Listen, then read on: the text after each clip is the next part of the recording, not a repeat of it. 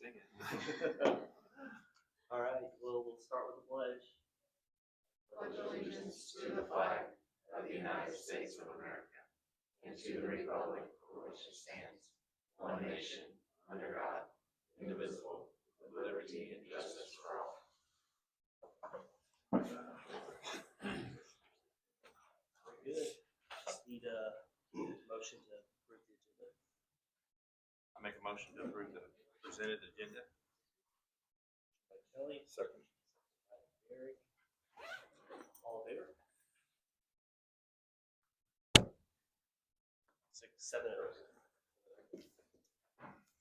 All right, so moving on to the consent agenda.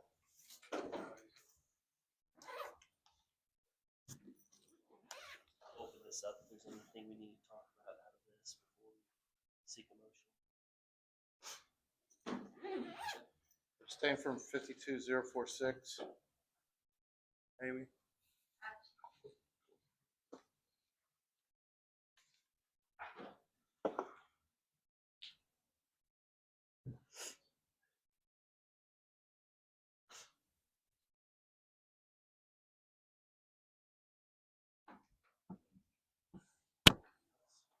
Questions on the surplus?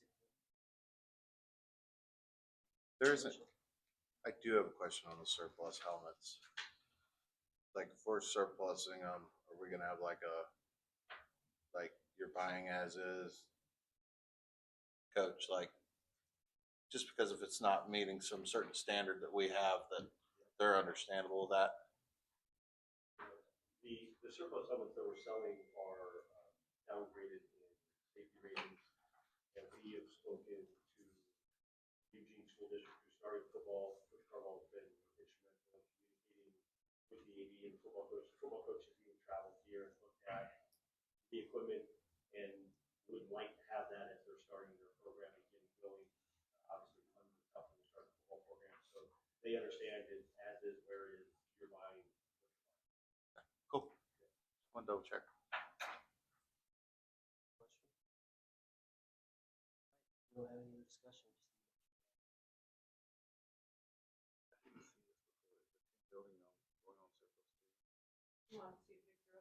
No, I know which one you're talking about. I just didn't see that when I first didn't know that was. You go chicken barn.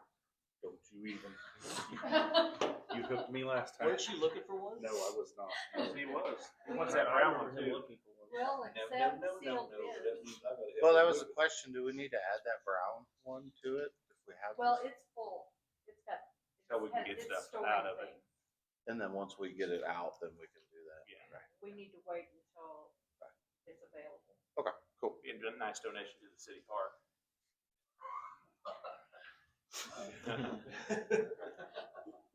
Okay, I just double checking. I didn't I see took the 10 pictures building. if anybody wants to be reminded. All right, I'll make a motion. We approve the consent agenda. All in favor? All right, so moving on to reports. We'll start with, Hey, you have a revised report now attached to your agenda. The first one included our actual enrollment. The membership is different. That is based on hours of attendance. And so we are required to take that count the last week of January. So this year, that count came to 506.84. That will be averaged in with our September membership. And that becomes a figure in our state formula line funding.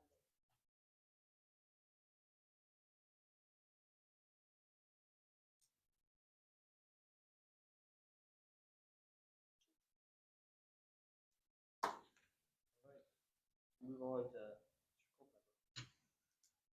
All right. Just had a few things that we had after work program to do. Deck districts happened after my due date. We had the kids read off. Plus first place, we had 49 total kids go to the deck districts. Resulted in 33 medalists and 28 of those advancing the state in March. Denver came from the title. David Bradshaw, Andrew Beshon, Gavin Hunsberger, Layla Hunsberger, Ben Beshon, Madeline Edwards, Max Anderson, Cash Hinges, all placed first place. Second, Will Bates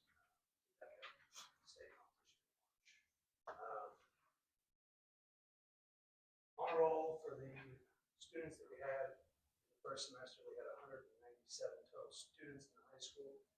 Of that, 130 of them received either the honor roll or a high honor roll. 91 of the 130 students received the high honor roll, which is the A honor roll, 3.5 or higher. In middle school, we had 39 of those students receive the A honor roll. Also, just wanted to touch on a couple things that we've been working on at the building level for the last year or so. First, we recognized as a Tier 2 PBS school this year after we had our walkthrough the other day. So that's formerly known as Silver. So last year we were recognized as Tier 1. This year we were recognized as Tier 2. That's amazing work done by the administrators, Joey, and all of our teachers. We also finished and published and updated all of our curriculum for the community to see. That's posted on the website under each teacher's name. Well, last year we had no curriculum posted on the website or published or tied to the state standards in all cases. This year, partnering with our DCI people of Orangeburg and Columbia, we have all of our teachers now using learning targets in the classroom that are tied to the Missouri learning standards. This last professional development on February 9th, we spent the day working on success criteria to tie those standards back to the classroom to see when kids are successful and kids have all mastered each standard. Hopefully after this board meeting, we will have our roster tied down, hopefully for moving forward next year, as long as we retain all of our teachers that we get in March. Attendance last year after we had the June board meeting, I requested you guys to reapprove our attendance policy that we had prior to COVID. Our attendance has been very strong this year. We had a few kids that reached that 10 days, and in all but 2 of the cases, the kids made up to the 5 hours that they're allowed by policy to make up, so they did not get a grade reduction, and were able to add those hours back to their grade. For our building at the high school level last year, we had 74 in 2023, 74 out of 114 APR points. Last year, we were up to 96.5 out of 112 points. Just wanted to highlight that as we had some of our teachers EOC scores last year that were extremely high, including our English scores at the 70% advanced proficient. This year, we'll want to add another 10 for our attendance now that we are attacking on a case-by-case basis. We also were able to reward over 40 middle school and high school students after the first semester with perfect attendance. So we were able to go get them pizzas and give them pizza for lunch. So we were able to give 40 kids from middle school and high school perfect attendance, which I thought was pretty amazing to have 40 kids. 2026 that have perfect attendance. I was pretty impressed by that with our kids. So, just wanted to let it out there for our teachers that have been working extremely hard. Hopefully we'll continue the next couple of months, and then the results we want come spring, we'll be able to move up even higher. Very impressed with where our district is as a whole. For APR, we're second in the conference. Regionally, we are at the top of every neighboring school around us. So I think it's really important that we remind everybody of how great we are.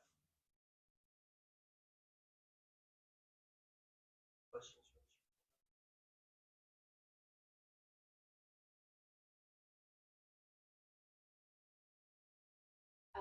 February 9th was our PD day on Monday, and the building was busy. We had the early childhood screening that the special education department put on, 30 students total, and Sarah and her crew did an excellent job of organizing. It went really smooth.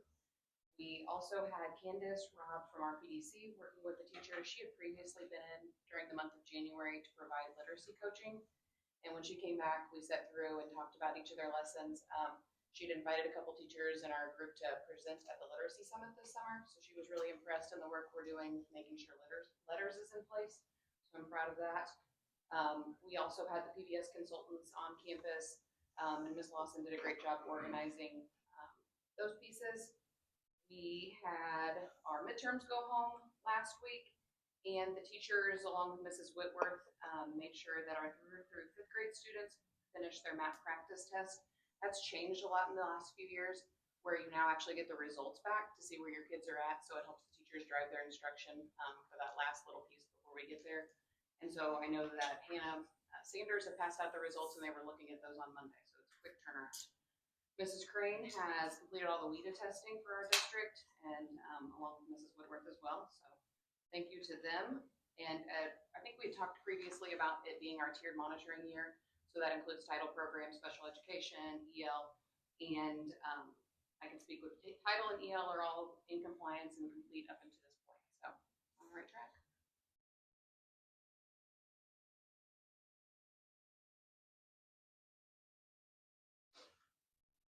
Okay, all right, we will move on to Carl. Yeah, I've sent quite a bit of stuff out. Obviously, it's a really busy time. Been a good time so far. Wrestling this weekend, girls, they start their districts there in Mexico. Boys for the following weekend in Higginsville. District basketball is coming up, and I let you guys know that we're hosting both. We had the officials draft yesterday. Tomorrow is the seed meeting. This year, I think everybody's going. Girls are going to be Monday, Wednesday, Friday. Boys Tuesday, Thursday, Saturday. Senior night last night, great turnout. Do the boys senior night Friday night. Molly got a $10,000 grant for archery, which is spectacular. That's just unheard of. It's just a really busy time. We've had all of our games that were snowed made up. We're in pretty good shape there. And like I say, getting ready for all the district activities.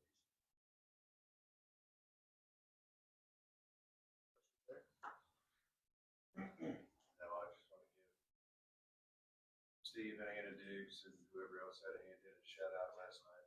Special Olympics basketball team got to play a little bit. It's always nice to see. That was nice. We're gonna try to do it one more time too.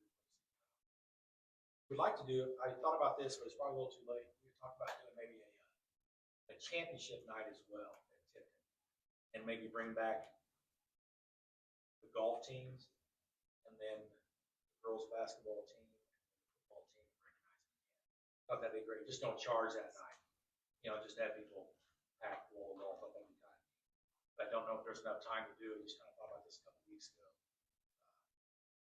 Just invite everybody back for golf championship night, winners night, something like that. Opposing team may not like it. They'd be a great crowd. I thought except for the rest. Well, somebody brought that up just to let you guys know, to spread the word. 95% of our games in basketball are done by the assigner, and he always takes care of us depending on who the opponent is. And we got the bottom of the barrel yesterday. Not that there was. I was actually Bad talking officials. about Talking about that. Craig. Yeah, I was talking Oh, about. no, I thought those guys were outstanding. No, I wouldn't do that. But as we mentioned last night, That's something I keep internal. Well, the I same don't thing. say that in public. you know, we just get who we can get. It was nice. It's at a point. Okay. All right, move on to Dr. Not a whole lot has changed in our special education count from December to January. We're initiating some new things, but wrapping up some others. I know we've held a lot of meetings in the last few weeks. So as needed. As Ms. Pettigrew mentioned, federal programs, Nickety Bento has been completed. We did do the resubmission for our parents as teachers, and the corrective action plan has been completed. We do have 2 new parent educators. They are finishing up round 1 of training. We're going to enroll them in round 2. As soon as the second training is done, they can start and visiting with families and whatnot. So that is a lot more extensive than we were aware of. I'm kind of glad it happened so that you guys as a district know what to expect and what is needed for your community. It unwrapped a lot more than we anticipated. But with the early childhood screening, we now have a really good starting point to get some families that weren't on our radar before. So that was all in the positive. We did finish part 1 of the special education tiered monitoring. We had to submit 15 names that they will then review and determine if they want additional information, more specific files and compliance factors. So we will work into March into that and then turn in completed like timelines. Part of it is procedural with did everything flow and finish within the proper time frame. That's our last part of the monitoring. As Ms. Federer also mentioned, we did the tiered monitoring, the early childhood screening in the elementary building on the PD day. So I'm very thankful that she allowed that to happen and we maneuvered where everybody was located while she was on maternity leave and had a plan for her return so it wasn't too chaotic. Sent a feedback survey out to everybody who helped with that, with the special education staff, paraprofessionals, and some other outliers like Nurse Molly and Ms. Barber. And just ways to improve it. How do we make it better the next time? Hopefully we can take what we learned and apply that for kindergarten roundup and share that information and do something similar to keep it flowing and moving well. We did have, I think, exactly 31 show up. We only had about 4 people not attend that were registered and signed up. There were several sicknesses, only one that we called and then just never showed. So out of 35 people, one no call, no show was pretty good for the community turnout. These are all expected to be 3 or 4-year-olds come August 1st, just to get an idea. Those are the eligible ages that we can serve if there is a need. From that 31 screening, we did air out about 5 or so that we want to move forward with potential referrals. So we'll be reaching out to those families any services. And ideally, that's what the child find activities for, is identify a need in your community and make sure that those families are being supported and those kids are getting extra support early on before they get into that elementary age and enter school building. Just to kind of also recap, one thing that we found was really interesting, specifically in 3-year-olds, is majority of them had, we have areas of like, okay, potential delay. Not that there's any major concerns, but majority of the younger group, which is about half of what came, had some kind of motor delay, meaning they just didn't have some of those activities. They aren't like exposed in play or playgrounds. And so it'd be nice to be able to take that, use like a group connection activity with our PAT and like host something at the park, go through maybe with Nurse Molly or even like PE to add some foundational skills of skipping and hopping and jumping. Those are some of the delayed areas that we noticed, but nothing of major concern that stuck out for us. And then the last part of my report is just highlighting the Special Olympics. They've got a lot going on right now. If you got to come out last night, it was wonderful to see them interact and just show off what they've got. Those kids have come a long way in just their awareness of others. That was a very large crowd for them. I know they recently had a large crowd in Russellville too. So just getting more exposure like that, showing them that they're just as great as all the other Tipton Cardinal sports that we have, it's wonderful to see. Their next upcoming stuff is they do have a basketball training on February 19th, but they have a kickball exhibition in Russellville on March 18th. So if we can maybe send some support that way, on that way. It'd be nice to see basketball to kickball.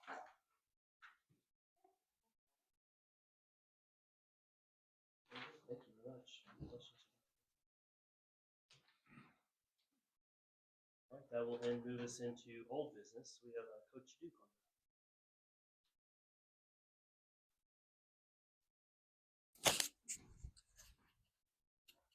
It's fine, I can put that there. All right, thank you.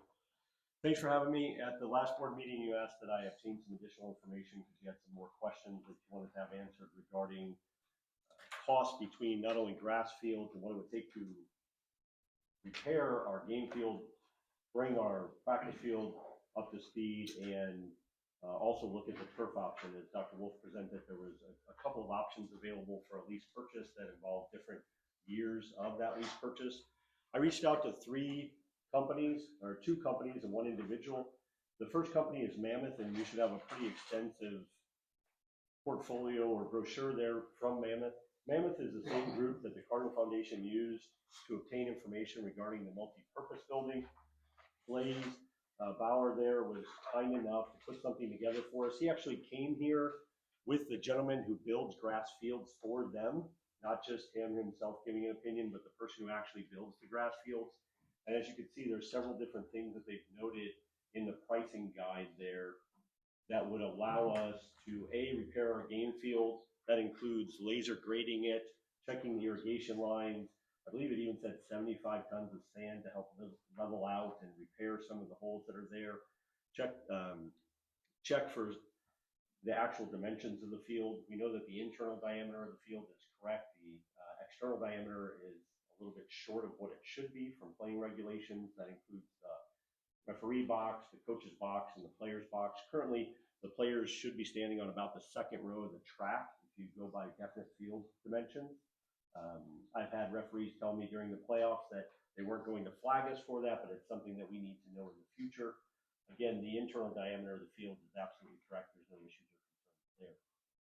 What they identified on the practice field, obviously we know the shortcomings of that with the grade of the field, with the fact that there's a lack of irrigation and lack of grass. They identified a cost of approximately $120,000 in order to grade that area, provide irrigation, and then there would be additional costs for seeding. When you look at the game field, they thought it would be about $30,000 to get the game field back to where it was playable for a Friday night. That's very consistent with what your second company said as well, Mid-America Sports Construction. They're out of Lee's Summit, Missouri.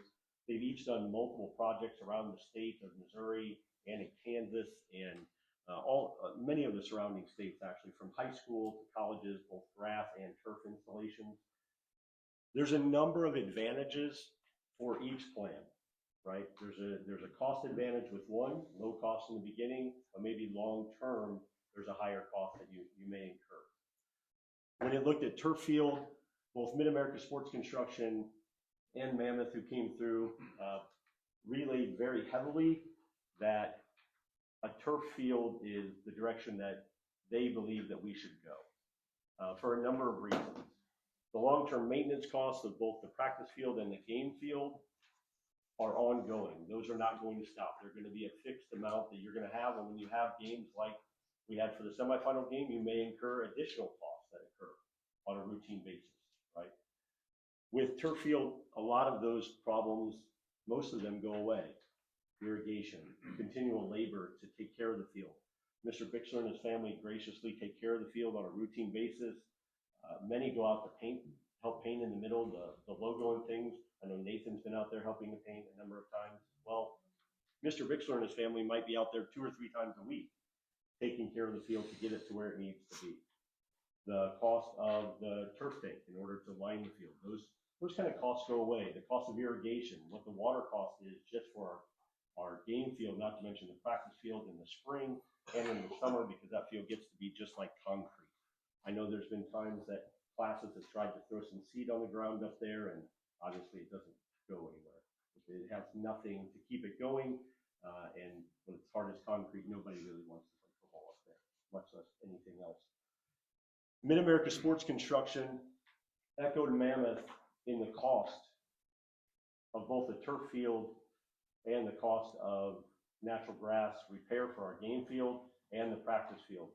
But I think it's worth stressing again that the long-term maintenance of a grass field is a definite cost you're going to incur. Not just personal with people to help maintain that, but you'll always have an unexpected thing that occurs. And you can eliminate some of those unexpected costs with a turf field. I really enjoy a grass field. It's really great. The kids enjoy it. The surface is great. Many colleges play on it. Some pro teams still play on it. With a really good grass field, you have to be willing to say no. You shouldn't be on it. A turf field allows us to say yes. Not to just sport and competition, but the things that will go on during the school day. Whether it be graduation, band who's out in the grass, who then when it's wet, they come into the school and then the school needs to be cleaned after that. There's a lot of ripple effects that occur with the grass field that don't occur with the turf field. Okay, so the cost is there from both companies. Now, the third person I talked to is the former groundskeeper at the Tipton Country Club. Brett, a very, very good guy. I know we talked to Nathan as well. We both had a very similar conversation with him. And he said, we can help you get your game field ready to go until you decide what you're going to do long term with your practice field. because you need to stay off of your game field to keep it very nice for long term. Everybody is saying the same thing. We're all repeating each other. I think it goes without saying that we should provide something that has a long-term answer. There is a cost, lease purchase, to do for a field, but you have to subtract that cost that you're going to pay. You have to subtract from that cost the maintenance of your grass field and the labor and everything else. So while the cost in one scenario may have been $175,000-ish, you need to subtract the cost of water, the cost of labor, the cost of paint, the cost of repairs from that $175,000, which would probably get you closer. I think there was an estimate in there for a grass field for Mammoth that it could cost tens of thousands of dollars just to keep the field watered throughout the course of the year. We were very fortunate playing, having 109, 112 practices this year, many on that field. But it required a lot of water to do that, all the way up until the very, very end. And we're very thankful for California and Versailles allowing us to practice on their field. But what if they were still playing and we couldn't get on that field? Where would we have been at that point? The practice field doesn't have lights, so we would have been forced to get on the game field during that time. It would not have been the safest place to be. I'm happy to answer any other questions for you.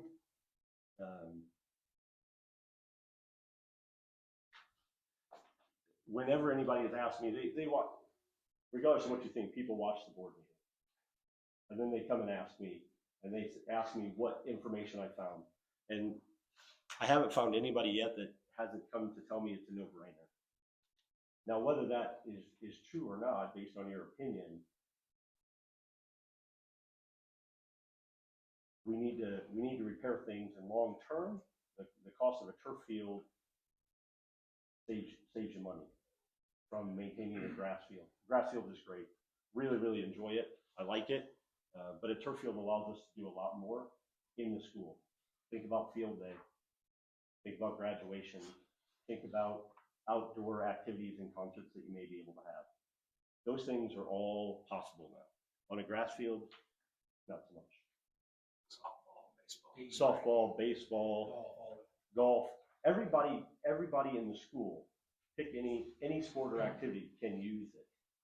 It rains really bad over at the city park, softball and baseball can come over. You can have youth baseball games on a turf field. That's big enough to have it over there. It's big enough to have youth softball games. It's big enough to help with PRA when their fields have problems. Once it rains, a field will dry in about 3 hours, and most of these turf fields come with at least 8-year warranties. So the question you asked before about something tearing, how does that happen? Well, they're telling you right there, we come and take care of it, right? So lots of benefits for pick a group, and we can name a benefit. Questions, comments, concerns?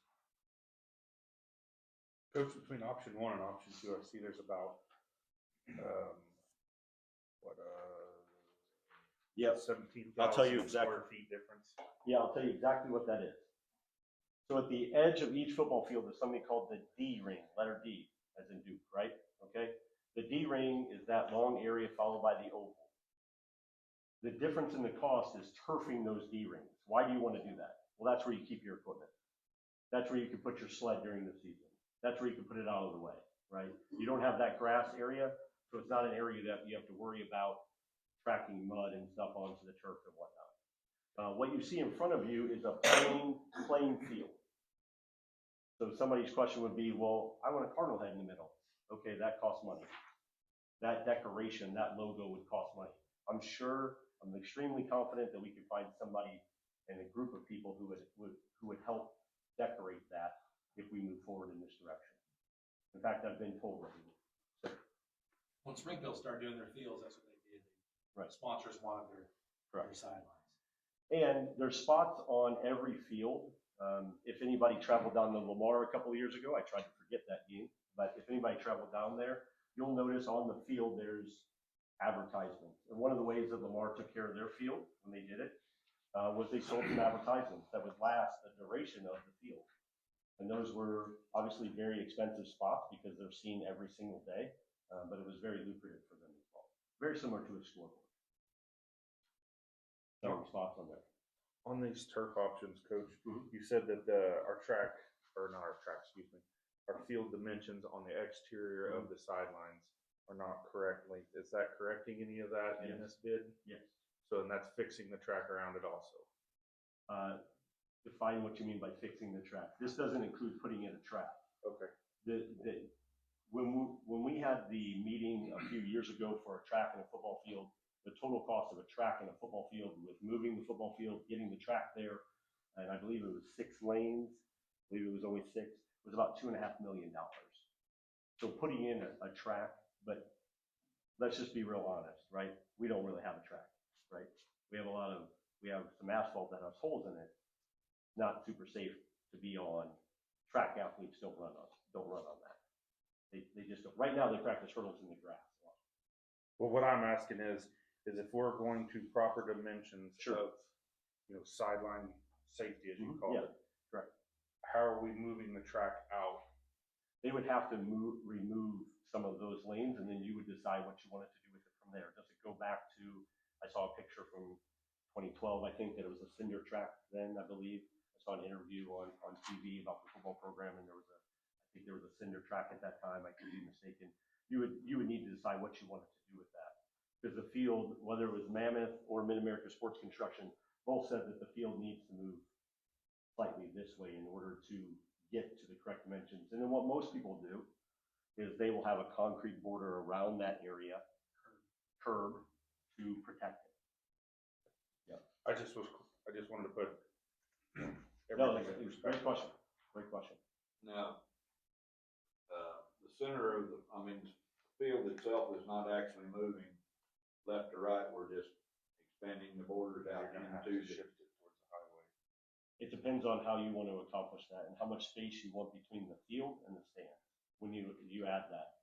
So if the student athletes are standing in the second row of the track right now, questions to be answered. Where do cheerleaders go?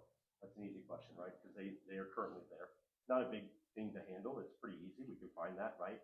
But if you wanted to add more space for everybody, this would be the time that you do that, right? It's kind of like the difference, when I'm talking to folks, it's like almost right or right. You just make it right. Was that included in the cost if we had to remove 2 lanes of track? We can look in there. I didn't see remove 2 lanes of track. I saw lay down the correct size of the football field. That's what I saw. And it said labor was excavation in there. So when Mammoth says that they're gonna put a correct size football field in there, my guess would be yes. And Blaze would be happy to be here and answer any of those questions for you.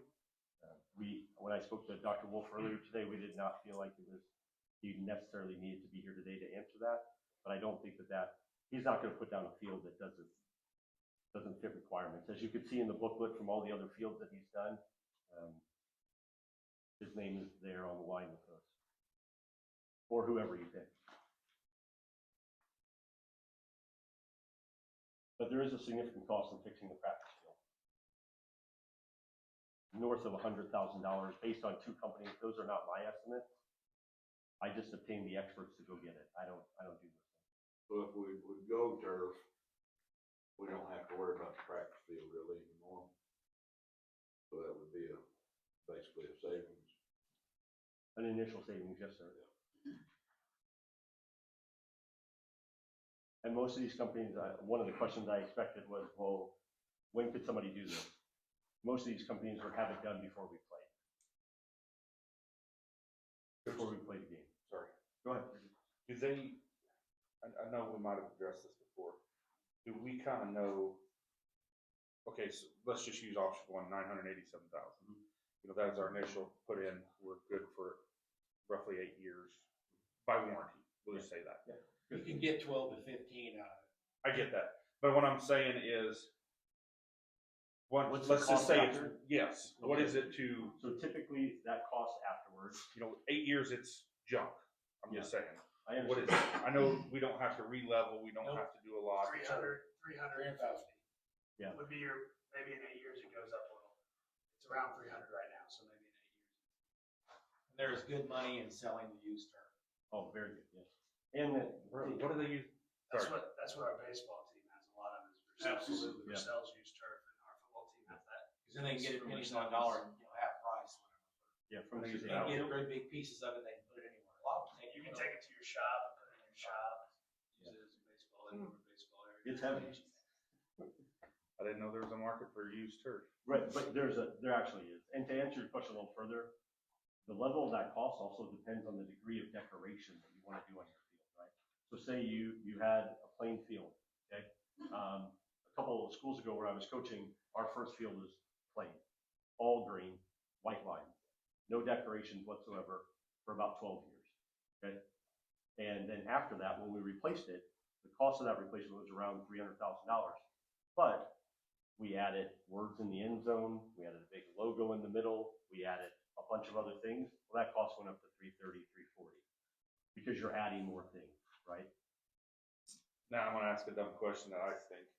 So if we're playing, goal line to goal line. Yeah. The D area and the sidelines, they're not gonna wear out near as fast, are they? Is that something that, When they replace it, they just replace it. okay, that was kind of my question. If they replaced it. Yeah. If you, There's some schools that have also to extend the shelf life of their turf field as they went their second, third time of replacing their turf. They'll replace just like the lines or the hashes.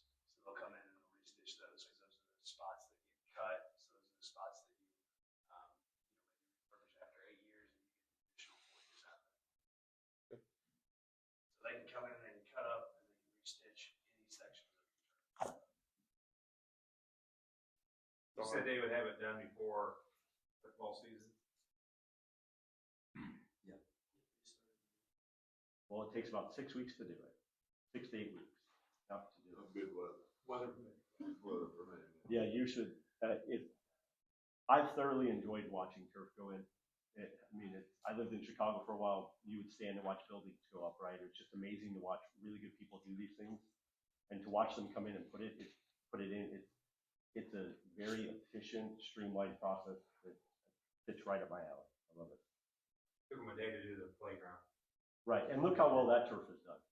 Right, look how well that turf has lasted. It's on. You're on it every day, pretty much. I would imagine, and the field. Just to put the turf down. Yeah. Every day. Yeah. About 3 months. Get it cut in. So if I had to give my opinion for whatever it was worth, this would be a no-brainer. We're in a spot now that we have to do something to our field, and we can't predict what we are doing moving forward. And you eliminate bus rides in the playoffs if you have to use them. You eliminate going up on that field for a number of other things. You have a space that you can use for something else within the district. Every sports team and activities can utilize it. Coach Carvalho will end up having a Google sheet that signs up for people to use it. What'll happen?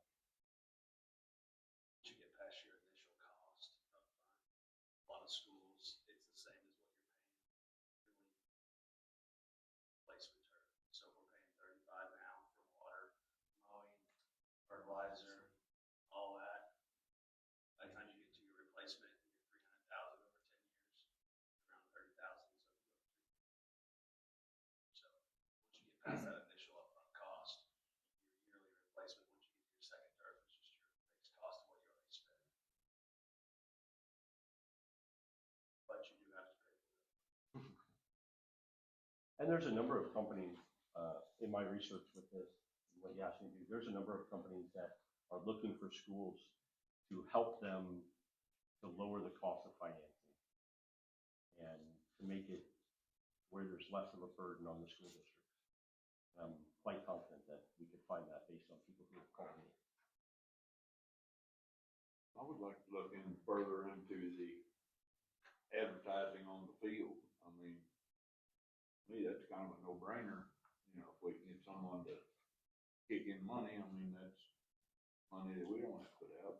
I mean, yes, probably it ups the cost to get their logo or whatever they want on the field, but money.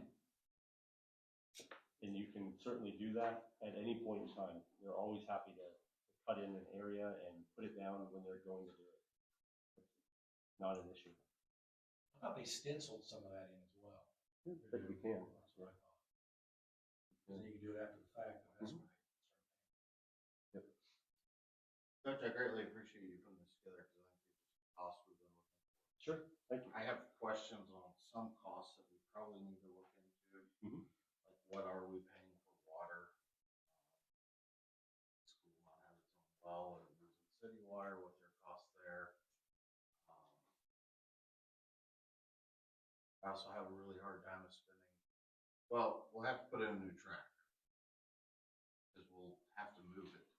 So one part has to be destroyed to move the field over to make the sidelines big enough. We're gonna have a track cost. I also have a really hard time signing up to spend $1 million without any community vote. I also have a hard time with putting permanent signage unless they're footing the entire bill. Because taxpayers, all these businesses in our community are paying taxes in. So just because they're a smaller business and can't afford to have their logo on the field, doesn't mean they're not paying their fair share of taxes. So having logos on the field, the only way I see that as happening is if someone's putting the entire bill for the project. Otherwise, we're disregarding our taxpayers that have businesses that are not able to fund such an amount. Also, I did do, so synthetic turf can handle up to 500 hours before needing repairs. 3-hour practices, it's 164 practices. So there's about 119 practices this year. I know they don't all go 3 hours, whatever, you know. What I'm getting at is what kind of repairs at 500 hours are we talking about? I know it's different for every situation. Obviously, they probably check the stitching, things like that. But I think there's just so much unknown cost still with water moving the track because we're gonna have to do something with the track anyway. As you said, there's tons of holes. We patched this year, still not safe to run on. Never. No, I think those are all good questions.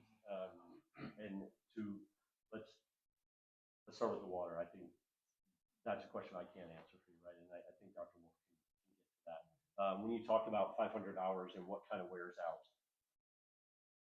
the school I was at, it wasn't until year 11 or 12 that a stitch broke on a seam, and it was where we kick off. That's what it was. And then other places like the 3-yard line, where people are snapping or kicking or going for extra points, right? It was those high traffic areas, and the company that we used came out and fixed it. They usually leave several bags of rubber and come back and go, hey, we'll come and see after it settles and go and mix some of this back in, but here's some if you see it as well. There's also composition of the field that has to come into play. You have to pick where you want that to be. There's a speed ratio that sits there. The harder the field is, the faster you are, the softer it is, the slower you are, just like with mud or rock or cement, right? So those things are all decided as you go, but the wear patterns, that's like 500 really, really intense hours. And with people moving around, I'm extremely confident that goes much, much further. I would say like 500 really hard game hours in an area, not over the entire field, right? And some of those more higher traffic areas that Coach Culpepper mentioned, Principal Culpepper that he mentioned, those are more the spots that need to be fixed. And even then, the company came out and just sewed it back up. I was like, I think I could sew this. I'm pretty sure. Yeah. But that's really where it was. And as far as the logos, that's something for you guys to decide. If we're having that discussion, it means we have a field down and we're ready to go. And we've moved forward with that, right? I know at Lamar, those are companies that were long-standing companies within those areas that had been there for a long time, that were well respected in those areas, and that's why they made it a bit. I also, if we were to do like natural grass, option 3 and 4, to me, not counting water, mowing costs, we do have a maintenance man for mowing, part of his duties, that we could assign that to. Option 3 and 4 would be less than one payment if we were to finance this. That would give us a long-term practice field. Well, so that could reduce the tear. It could, yes, and it can, as long as we have the mindset that we'll keep people off the game. We would send them to the practice field. But then there's still more mowing that has to occur, higher water volume. The water cost will essentially double based off whatever we pay on the game field, because you're going to have to keep that grass up. And if you use that more, you're going to need more water up there. I mean, currently with youth and middle school and high school practicing up there, the volume on that field is much higher than it is on the game field currently. But as you know from coaching in football, there's times at night where you need to go down there because you need to be on a surface like you're playing. It would be the equivalent of the basketball team going to the church down the street that has one basketball goal and trying to practice. It just wouldn't work out well. You need to have some semblance of being on the competition court that you're on. Right. But I agree with you. You have those options. What other questions can I answer for you, or information can I gather for you to help you make a decision to move in the right direction?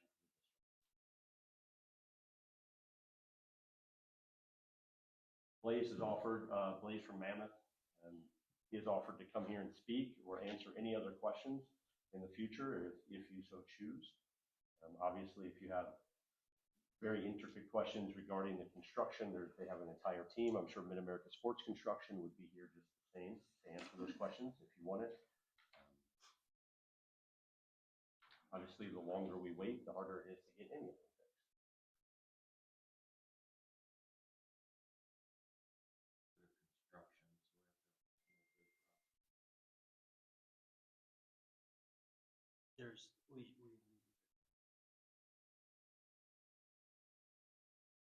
We had that workshop, and I'd have to go back and look at our notes on what exactly that looked like. Well, the proposal speaks to prevailing wage. Part of it, so you have to advertise. And I didn't put out an RFP. I just called people that were in the business. Oh, I think it's perfect what you put together. Give us something on paper to look at and consider. I mean, definitely what we had asked for. I know it took some time, so I appreciate it. No problem. That's what we're here for.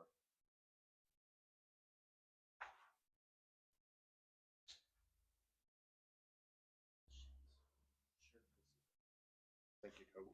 Absolutely. Thank you, Coach. Just want to make sure.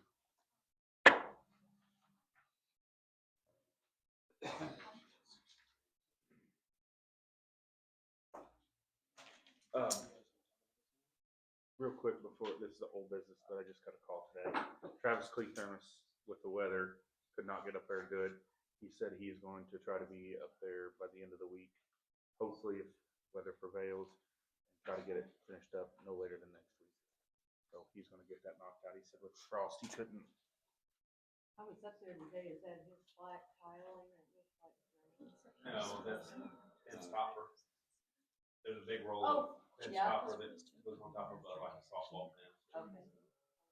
Well, that's what we thought too, but when we asked if it was drain tile, it looks like drain Did you hear tile. that? Storage stuff, they're gonna work on it because of the frost, so they just got pushed up. He's hoping to have to be done quick. He We just had a said, little flood in the field house.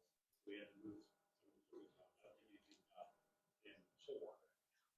You know. well, I don't think there's a problem if you need to get stuff out of there. You can get something started putting a little up there. He didn't act like it was a problem to move them. So.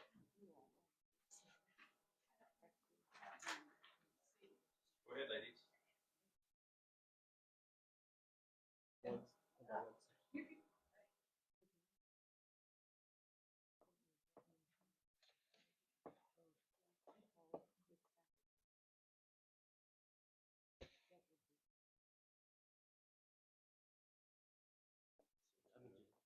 So we're talking about bonding capacity, we're talking about lease purchase, and where we stand financially, some of the risks involved in that. And,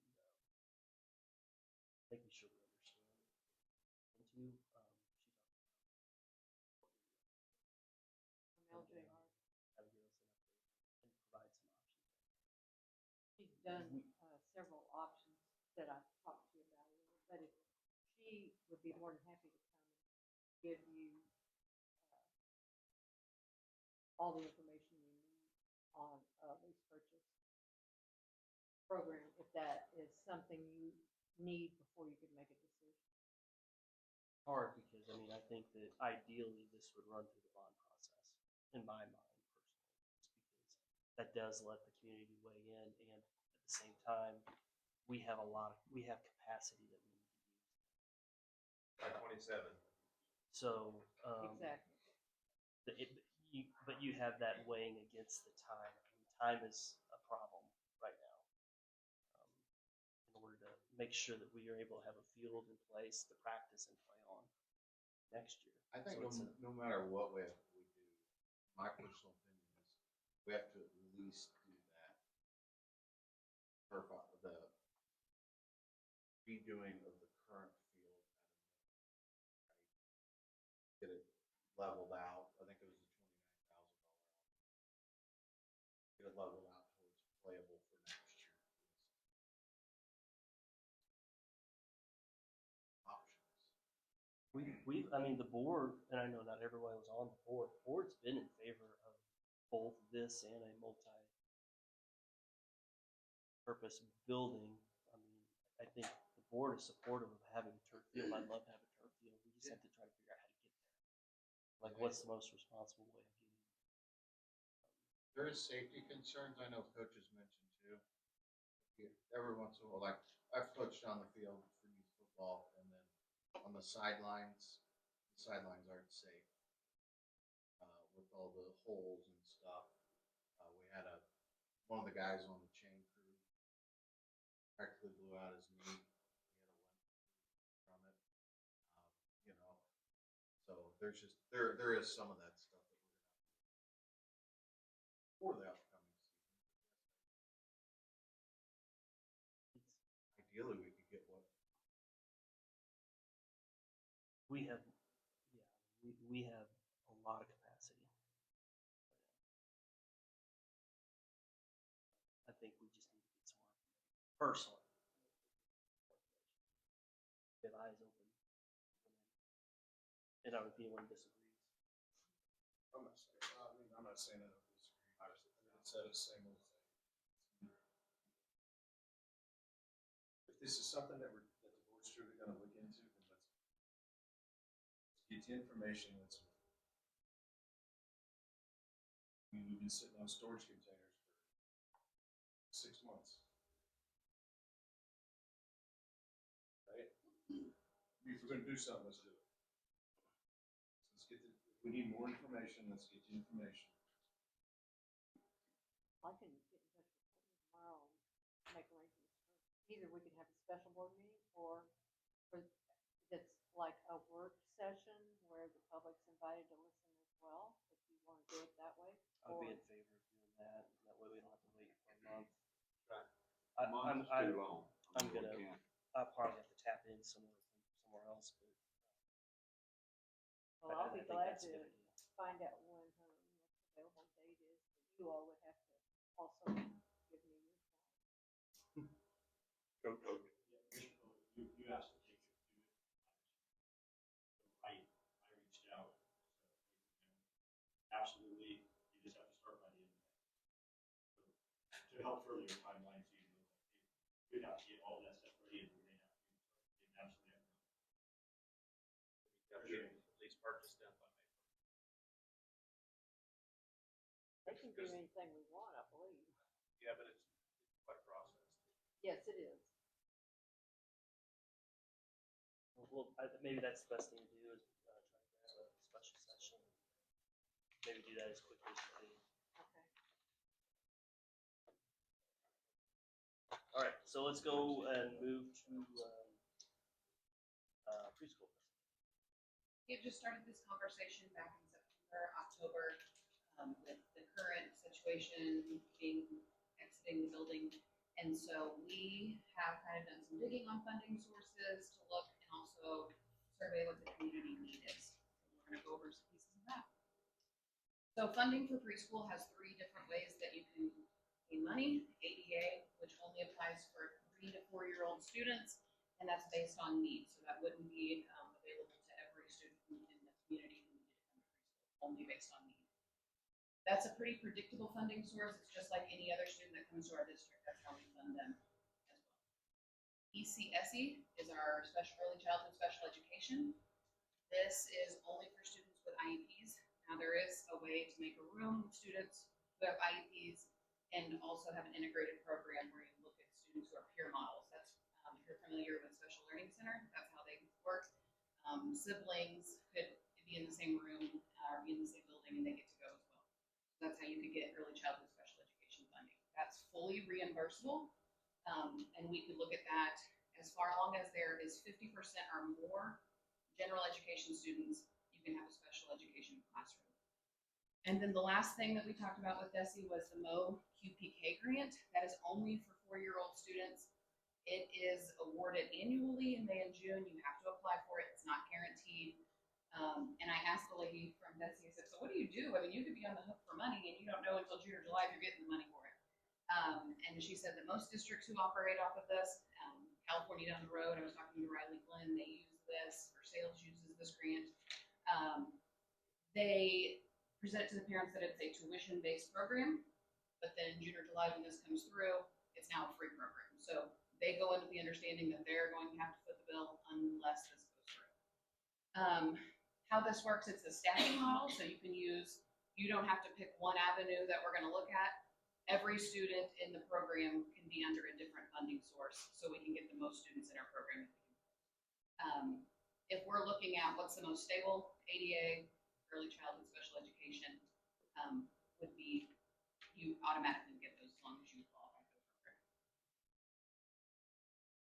We have 2 classrooms down there currently if we're using that same space, and we could have 1 classroom designated as ADA. This is based off of need, and that would be coming from her child find activity that she had this past week. You could have a minimum of 15 students that would generate enough money. You have to have a minimum of 15. You would not want any more than 20 students in that classroom, and that would be 1 teacher, 1 parent. The other classroom would operate as early childhood special education. You'd have a lower number of students, max 12. This would be students with IEPs, 1 teacher, 2 paras. Every bit of that money is reimbursable because it's early childhood special education. We would probably most likely look at the staff children being able to be the peer models, and that would be the benefit of being in that classroom and also working in the district and retaining staff. Other considerations that we have to look at, and these just kind of skim across the top when we were going through, was curriculum. What does that current playground look like? There's fencing up there now. We know that that would have to be a piece that we'd have to put some money, some pieces into. Supplies, providing lunch, if these students are under free and reduced would apply if they fall into that category for lunch services, but we would have to tap into that as well. There'd be some therapies for special education that we'd have to consider using the people we have in our building. Do they have time in their schedule? Those are all just the details that we have to dig a little bit further into. There is a grant to expand a child care program. This can be added in our space that you could apply for. You can get up to $625,000 matching funds if you are awarded this grant. It is optional because there are some caveats because you have to be a licensed facility. Public schools are exempt from licensing. It's not difficult to do, but it's extra set for that grant option. There's some allowable excuses like the classroom, staff training, professional development with that curriculum piece that kind of comes with professional development. Also minor facility renovations, playground, such and such.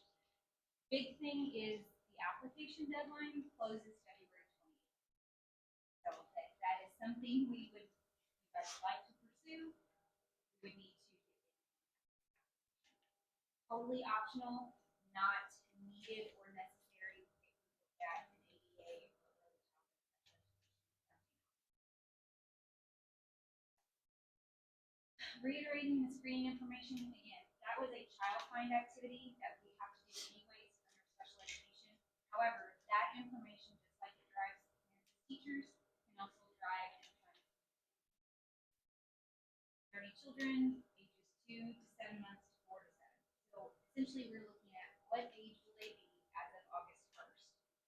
3 and 4-year-olds can qualify under ADA. That's kind of what we were looking for. 3-year-olds is what we can serve under early childhood special education. Those main areas, motor, concepts, language, and the delay, areas of concern, a little bit further breakdown. Like I mentioned, the younger ones had the major motor. That's kind of where we were discussing the playground, having just simple type daycare materials, not going to be appropriate applicable.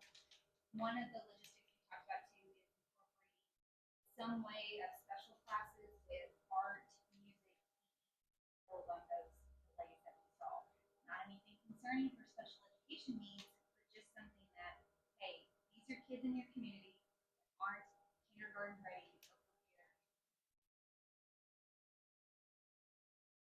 When I was speaking with the lady from Busy about financing, we talked about funding and accepting the records to the board and kind of go over some of the options. And she said, the money that you're spending on early childhood is more bang for your buck than spending that same amount of money when they reach high school because it's too late. So early intervention is key. We're looking at next steps, and I don't think that whenever Dr. Nancy and I talked about it, we're ready for you all to say, yes, we're ready to have a preschool, let's approve it. But we do have some next steps that we want to move on, as long as this is still something that you all would like to consider for next month. So our next pieces would be of those students that came to our screening to request more information from them. There's pieces that would play into the funding factors that we need to explore for each family. And that would probably be like offering invitations for a potential preschool if they would qualify. And then just ironing out some details with staffing, scheduling, where does everything fit? Because we know we have some staff pieces that we could probably move around and maneuver to make this more financially responsible. And then if tonight you guys say that we would like to move forward as far as continuing to explore, March we would hope to gain approval. I'm going to be able to bring to you exactly how it would function. But we also don't want to do that next piece if we're not ready to move in a preschool for next year. I think we have a space and we have a need, my opinion. I think it's worth moving forward on, in my opinion. I don't know what the other board feels, but I think this is a community need. And as you stated, I mean, proactive and reactive is always better. Catch the kids when they are young, help them, I don't like to say conform, but be ready for kindergarten, make them better students, and that's my opinion. I will say we had 48 kindergartners walk in this year, and a lot of them were not tied to daycares or preschools currently in the community. So they're staying home with grandparents, they're staying home with parents, they're on all different kinds of situations, and not getting preschool exposure. So it makes that first part of kindergarten especially hard when they're not ready. Let's talk about being proactive versus reactive, not just from an education standpoint, but from a staffing perspective. We were very reactive when we did that large number of kindergarten, and we had to add additional staff. Started in the middle of the year, not something we budget for or plan for. Very reactive, and we're going to not have.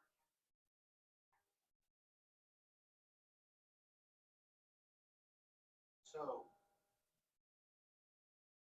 say we have, this would be, I guess this is what I don't understand. Say you have a kid that doesn't qualify for ADA or early childhood. Two parents at work, just your average median household.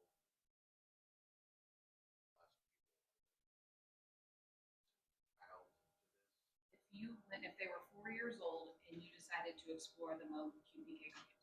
If you don't, then there's other community preschools. Most communities have a wait list because it bases off need for special education first. That's the key point. Like, no matter which way we do funding, we would have a wait list. Talking 31, and not everybody that is, we know several people who that would almost potentially be on the list. And we're talking max of 20 and then potentially max of 12. So you're looking at 32 age. And some of those are already identified as special education. And there's more on that list that we would have a wait list no matter what. That's where you have to go back and say, this is not me handpicking. You guys handpick based on needs. And you can also explore tuition-based it's a stacking method and every kid in there could be a different, everybody's different depending on what category they fit into. On the line of the Yeah, it took me a while to. I guess that's out there annually, so I'm gonna just say, if we start, say, with something more, like the 32 children that we identify as special needs, or 4-year-olds, or staff, or, however you've explained it. I guess if we see this as a home run, we could maybe look later for bigger and better, that's always there, correct? Potential to grow is always there. We get a guys that talk to me that we plan on. That's something we have restrooms and things like that. I think there's always the option for growth. I think we've got a good starting point. I can get you 7 years down the road. I think it's also being careful and a little hesitant on, we want to make sure whatever we do is successful. I would hate to do this and next year be like, we can't sustain this because we're in over our heads with personnel and staffing and all the other things that go into it. And I don't know which one's the best until we get more information from our students to make sure that we can fill an ADA room if we have enough need. We have to have a few more pieces to make sure that we're there. But I think that it's worth exploring and then to decide if what we can do is sustainable. I would like to see it, be a home run at a smaller level and then grow from 30 there. children I think greatly. too, the commitment has to be there. We looked at that, this is 1 year stream, and that's what we did 3 and 4-year-olds. So you get don't know what year 3, what the community has out there. Every year you can look at the stacking method. Well, and you're saying, the wait list. You take 30 kids off of, 2 other wait lists. That's a pretty big opening for, Yeah, I think they should, explore the next step.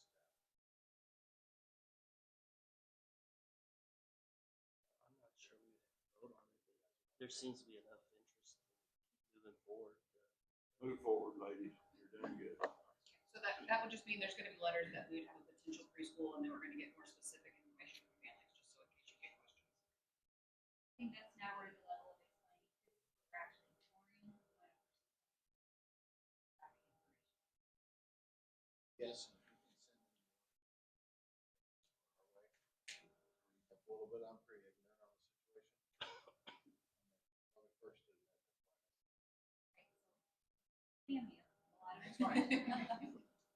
Sounds good, thank you. Thank you, ladies. Thank you for your hard work.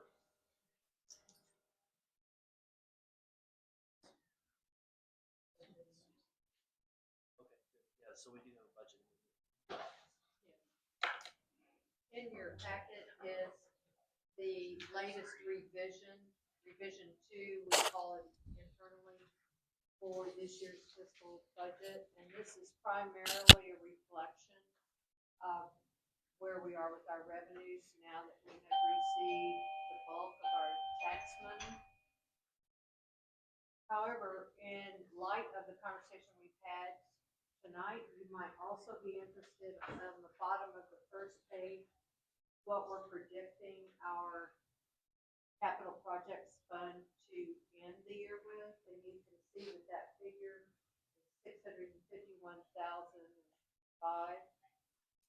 So my intention is to transfer the max amount we can from Fund 1 to Fund 4, doing our equipment transfer, and we already are carrying forward a balance.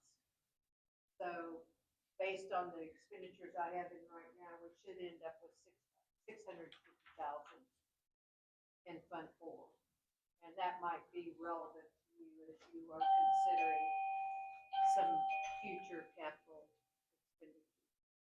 Any questions about the rest of the budget? We just need a motion to approve that. Make a motion that we amend the budget as proposed. Second. Motion by Kelly, second by Craig, all in favor? 7-0. Thank you very much. That'll move us into new business. We've got Mr. Hampton here today.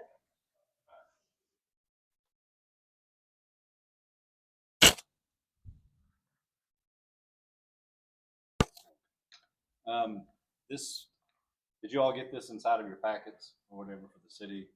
It started a few years ago whenever the girls had won their state championship. Citizen or resident of the district reached out to the city and they requested to have underneath like the city limit sign. You can see in some cities they have like that underneath the green. It recognizes that somebody was a state champion from there. So I've always been very supportive of the school. I've been indebted to the work that you all do here and as teachers, principals, administrators, everything. It's you guys are a big driver for our town. So of course we reached out to MoDOT. MoDOT came back with what you would call on the very first part of that, where they said that due to pending federal regulation, we are no longer going to allow that. So, okay, that's what we responded to the resident. Well, then you guys were fortunate enough again to have another state champion, and Dr. Duke reached out. I relayed the same information to him, but then we got a message also. There's a town that's close by that underneath their little green sign, they had somebody 2025 certain state champion. Well, we reached out to MoDOT about that. What we found out was that wasn't authorized to do, and they are going to be removing that now. I don't know how much we caused a problem for doing that, but anyways, but what they did come back, something that they changed was, and the city has authorized this. If you look at it, we have those welcome to Tipton, those red signs. Underneath their accomplishments, it says if we have one, a welcome to Tipton sign, accomplishments can be, they can have up to 3 under each one of them. So we have 3 foot underneath it. So at most you could have would be an 8-inch sign that would be able to proudly display that you guys are state champions. It doesn't have to be for sports. It can be for FFA or any other accomplishment that you all would want to highlight. The city is, like I said, it's behind this. It says, if you want to do it, it's something that we will do the permitting work on for you. Okay. MoDOT is not something that is fun to deal with, so I'm appreciative of Jennifer for wanting to do that. Recently, Miss Bailey had with DECA had the POW MIA, so she'd already designated us a Purple Heart. So when we went to MoDOT to say, hey, we need to put this new one up, she said, okay, that's fine, but then you're going to also have to move the POW sign another 800 feet down the line. They're just a bear, a bear to deal with. So it's really up to you. It's a ball that's in your court. If you all have any activities or anything that comes up, it does have to be, if it's a school-related thing, it should be updated at least once a year, you know, just at the end of the school calendar year is what MoDOT says. So if you all decide that if you have a group that says, hey, we'd like to display ourselves, all you would have to do is just say, okay, we'll just tell us what you want. And then if they want to raise the money or whatever to have that thing on there for their little 8-inch banner, then we'd gladly put that up there to show you guys off. How much room is there? There's 36 inches below it. You can go up to a foot tall for each one of them, but by doing that, you'd limit yourself to 2. The maximum's 3. I mean, How many signs, what, we have 2 of them? we have 3. We have one on the east, west, and the south. We did not put one by the prison. There's just not a good location. And then you're getting into MoDOT there around prison, which is even tougher to deal with. I know Booster Club has to get approval to put the signs on the football field. So we could typically, or get up to 9 signs then? Yeah, you would have. Yeah, they would have. If you say for example, I know the weather or the wind is blowing for possibly another state championship this year or another, but you know, if you all decided with the basketball girls or that, hey, that we'd like to put, you know, 23, hopefully 26. I know you're not supposed to talk like that, but put there into there, put the state championship football. Again, FFA, I know that they do. They have quite a bit of recognition. DECA does it. It just, if it's something that you all decide that you want to do, then just understand that at the end of each year, that's whenever you can update. And you would just, How much was the sign? what? How much was the sign? I don't know. It's 8 inches would be your, you'd have 8-inch, I was just on the cost. Oh, no, that was something that I do not know. We'd have to talk to the whole sign itself. I mean, our big one right there, those things were like only like 3,000 or 4,000 for the whole complete structure. You're just talking about a single something that has to hang there. It has to be visible, be the same lettering. Yeah.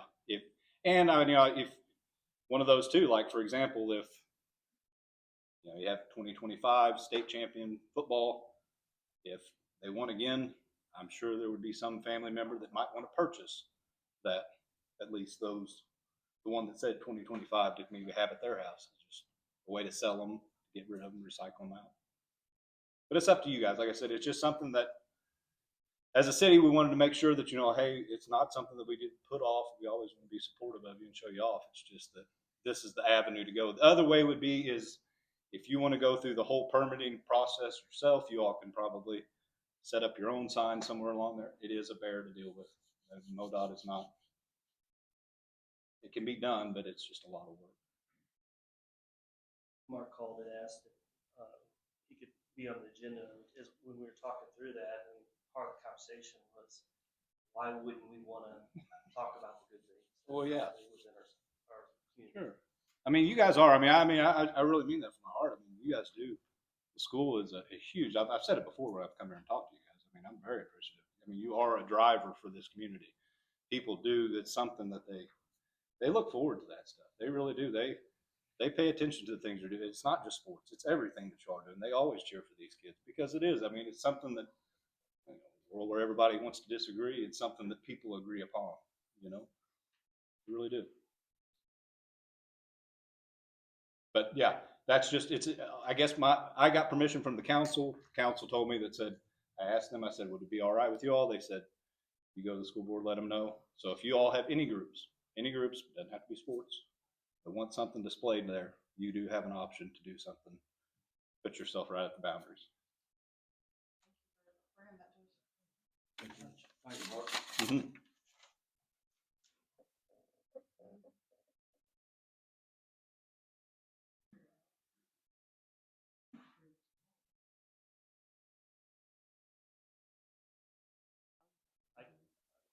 I'll just ask, is there anybody on the board that is not in favor of this? We need to drag ourselves up. We need the boys specifying, football team. They work long and hard to get that state championship, and they need to be recognized. We do an all staff email of our coaches and see who has any drive to put, well, not just coaches, but FFA, DECA. Well, I think you look at everybody. Obviously, would this be, at activities paying for it, or getting the funds paid for it, or is the school gonna drop the cash for it every year? So they're $200, there's 9, that's $18. And then also where does it come in? Like if we, say if we have a Special Olympics state championship, FFA, basketball, like maybe, we have up to 9 options, right? I mean, it could just be that we just say, let's move forward, and then let the admin team decide, put together the processes to get done. You may even have somebody come back and wanna put past state golf championships up there. And you could list multiple years on one, I would assume, so. That's what I was gonna say, does the golf have to come down off the side? What? The golf's up there still. No. See okay, that was part of the. Well, see, that was when you brought up golf. That was what was relayed in another town. They have the people that have that. You'll see that in towns. They have, according to they've got like a 10-year contract, and as soon as that contract is done, then they will be removed all across the state. That's Ours has already gone off of ours. Yeah, well, that was the thing, and that's what I asked too. The guy was like, it was just something that was never really pursued. There was always, even whenever I decided to give you guys a proclamation, and you as well, I brought that up that, it was, in the past. I don't know why. I don't know why. It was the city. There was kind of just a little bit of an invisible barrier between. I mean, we're two governments, two separate ones, and so people didn't want to cross that, cross that boundary. I've always been in favor of it. I just think that it's something that we should do. But no, I mean, if there was, that would have been the easier part. If that was already in place, then yes, we could have possibly grandfathered something in, but not there. I think I remember there used to be a sign below that said golf. There's tons of them, cause I have to drive to Springfield down 65 to work. There's Yeah. tons of them that have to come down, and Yeah, they have now it. that you mentioned the 2025 golf one, I Yeah. remember seeing that. Oh. Yeah. Last week when I drove through, Yeah. rules. No, I mean, celebrate what we've done, right? But yeah, like I said, that as far as what you all want to do, that's something. I was just letting that know. That way, like for example, if somebody comes to us, then we're going to just direct them on to you. Say, hey, you need to talk to your admins, talk to your athletic directors. There's an agreement that can be going on, and then that's something for you to decide as a board. Or Well, and maybe it's something like, it's not a permanent thing that could change, oh yeah, I mean that's Maybe that. every year or every 10 years. No, you have okay. If it's school related, if you look on the packet, it says if it's school related, it says it shall be updated at least at once a year. So like, say for example, in this just use your example, okay, it would have just had the 2023 girls state basketball championship. That would have been the only one that's underneath it. Okay, it didn't have to be updated. It didn't have to be. They would So just it stay. yeah, it stays. It'll stay. You need to update it, man. Yeah, it goes along with every year as a city, and this is what I talk about. The city's input on this is our the permitting. We are the ones that like fill out all the paperwork. Every one of our signs that are coming in there's a document that we have to sign off on every year that's MoDOT compliant. We take care of all. We'll get you a list. We can do it. We'll. Well, and I would say that you would, leave them up there until the need of replacing them. Well, yeah. So you Yeah. have 9 and then you Yeah. just have to make sure you communicate that, because I'd hate for someone to come and say, I want to buy one that has all the golf years on there and think it's going to be a permanent fixture forever. You may just have to have like a little waiver in there that says, hey, if we run out of room, these can be rotated out. Well, yeah. Okay. And say, for example, that's what I was saying. So for example, for the girls, I know you're not supposed to talk like that, but I mean, okay, boys. Well, there you go. There's another prominent program possibly. But yeah, like if, for example, the girls, 23, 26 girls. Okay. You could write 27, 28, 29, 30. Let's dream big, Yeah. So you just update the paperwork. Yeah. We Change the sign. No, we do not have to change the sign. You just, and those things, what the material is made out of, it lasts. I think we can handle it like everything else, let the administrators handle it. If there's a discrepancy or argument, come to us and handle it through the normal channels, right? I know, like I said, I know that is, I mean, but they give you 3, that's as much as we can do. And 8 inches would still be legible. They say that it has to be legible from the road. Thank you. Thank you, Mark. Thank you, Mark. Very good. So we have a contract in front of us for game 1. I don't know who the best person is. Well, Mr. Culpepper is the one who submitted it, I believe. Is that correct? For game 1? It's who we use for sporting goods and equipment. And they give us $5,000 every year. I've been a part of it for basically this year, but it's a fantastic deal. And they sweeten the pot a little bit and up to $7,500, and that's where we buy all of our hoodies and shirts and things for our coaching staff and administration. You're not locked in to have to use them. You're locked into the pricing of the 30% off or whatever the exact percentage off is on the MSRP price. So you get the automatic discount. Then you get the reward if you spend X number of dollars. They're the ones that all the sports teams use for their team stores. But again, it's not a company you have to use. It's benefits. Year in, year out, I'm just kind of. Say that again. How much we typically spend with them. I got those figures. Yeah. So we were just under 20,000 with them, 24, 25, and year to date, 25, 26, we're 31,000. I asked because it specifically states that we would stay in good standing, we would hit 60,000 per year. And it also specifically states that we would have like their signage on everything, every time we hand something out with like a rosters on it for games, it would have Game One logo on it. It would have Game One on our website, Facebook, Twitter, everything that we have has to have Game One on it. But the most concerning part is that it does mention Booster Club, and the school doesn't manage the Booster Club, but it mentions all Booster Clubs. Would have to purchase all their stuff through there, and that will cause a little bit of wrinkles. All the time you Booster Club people about. We do very quick turnaround times on all the conference and state and district shirts and stuff.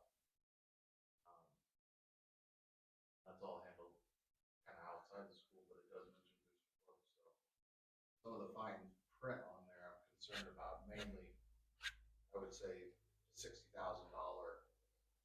mark. We haven't done that in 2 years, so I don't know. Is it just apparel? It's not uniforms? It's everything. I didn't spend as much money last year. If you remember, I was able to save quite a bit when we ordered uniforms. I got really good deals here and there, and he took really good care of us. And we actually were able to go to some stock uniforms, so we saved thousands last summer. But when was the last time? Like, what's your rotation on uniforms? It's like softball. what is it? Yeah. I mean, I don't have it in front of me. It's on a spreadsheet. It's 5 years. Basically 4 to 5 years. I think band Unless is they're 7. worn. The reason I ask is because I know softball has mentioned a Booster Club about purchasing the uniforms. Years to. They got the uniform same year baseball did. It's the same cycle. They're wanting to move up a year. She came and saw me yesterday. So typically it's 5 years. Yeah. Well, I did notice going through those statements I asked for, there's things that, there's a lot more than just jerseys. Athletic tape, I think she gets through there, those pads that we had to get on the goalpost and everything, that was all included. So there's a lot there. So getting to 60,000 isn't hard. But we've done a lot with that stuff this year. We 21 or 11,000 more than last year, but we're still over halfway there. So that's my concern of signing on for something that's double what we've currently spent this year. Doesn't seem reasonable amount. Maybe there's a different amount, and also removing any verbiage of Booster Club. And it said something about activities, but I don't know how deep they go into that. Like, does that get into like FBL, FFA, all that stuff? That's the concern I have with it. The mount mainly. And then the Booster Club, obviously. We don't control it. Listen. So I think we can work to amend it a little bit. Yeah, I Yeah, think it'd be I think nice. Shannon can change the wording on some of it too, because I'm sure he submitted the contract, because they submit them all the time, I'm sure. So it's probably a generic contract, and I'm sure it's probably just like the one that we signed, I think 4 or 5 years ago with them. And I don't think we've ever spent that, but he can definitely. I mean, we talked specifically about the t-shirts whenever we were in Steve's office, whenever he brought the contract, and he said that they don't like to mess with those because of the turnaround time, because they can't turn them around that quick. So he doesn't even like to mess with them. So we've been with them, and they haven't said anything about the Booster Club yet. So I would be interested to see if that was in the previous one, but either way, it can be removed out of it. Yeah, I would think if you asked them, like, and I can send this to you in email tomorrow, limit. Reducing that limit. We're held harmless, like if we can't budgetary uniform fit here. I know there was things odd in there, it was pretty standard force majeure language throughout, but it was just to keep a protected district a little bit, so we don't have to come up with a shortfall payment.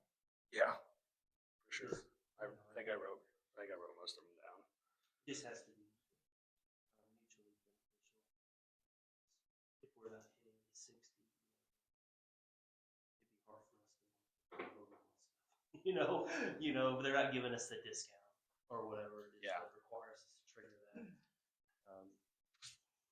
Seems like the contract can be worded as long as we're in good standing, then we'll continue to advertise your logo and you'll continue to give us the discount. But because I think if I read that right, then like you said, if we don't pay 20, then we're not in good standing, which means they wouldn't necessarily offer That was the discount. Maybe I'm not reading that right.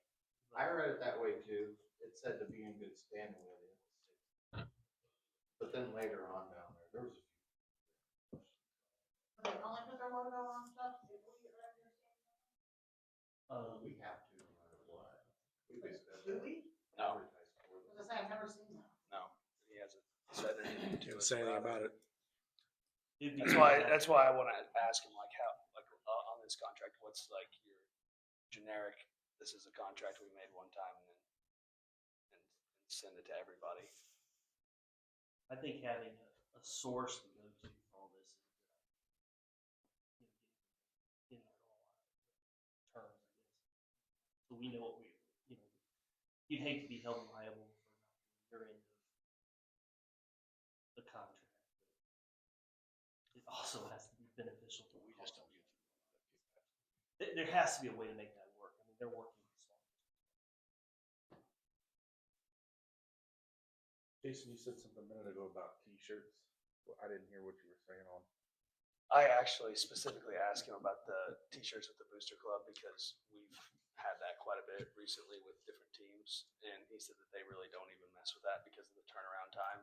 So I don't know Like like state how champ much of this is shirts. just generic We weren't gonna get our. in the contract because they don't do the turnaround time of 2 days.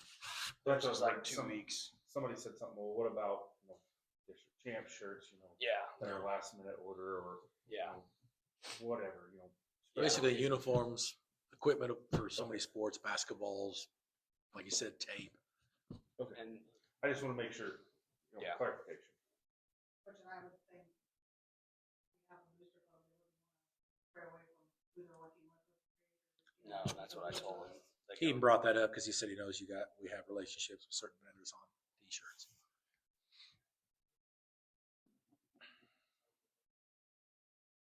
Well, I think they need to clarify it and bring it back.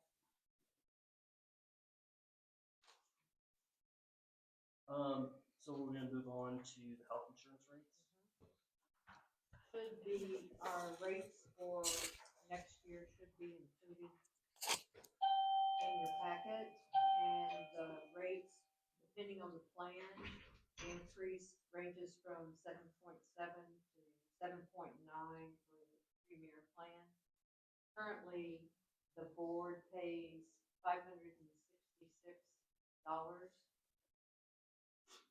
to increase the board paid part to equal the increase in the insurance would cost $29,040. I'm not prepared to promote that particularly at this point until we look at the salary schedules, and we're in the process of flipping our budget over now and working through some of those pieces for salary for next year. I would like to have the salary schedule in place for you all to approve in March so that when you issue contracts, it's the contract they're really getting, not having to reissue a second contract. So, but the figures that you might want to consider are if we increased it by 2%, that would cost us $9,900. we increase the board paid part. If we increase the board paid part by 5%, that would cost us $19,140. And like I said, to meet the total increase would cost us $29,040. So that's for your consideration. You do need to approve the insurance plans, but I think if you are okay with waiting until March, when we also know what we want to propose for salary, because that is part of the compensation. You're all right with waiting until March to do both of those things. But in the meantime, you might want to consider these costs that I've given you, and if you would like for me to look at another percentage, I'll be happy to do that. Questions on that? I assume is that based on, that's based on our experience or just experience? I know overall, there were districts who had a larger increase than we did, so it's based on ours. So we're in a lower tier. Some of them increased as much as 9 and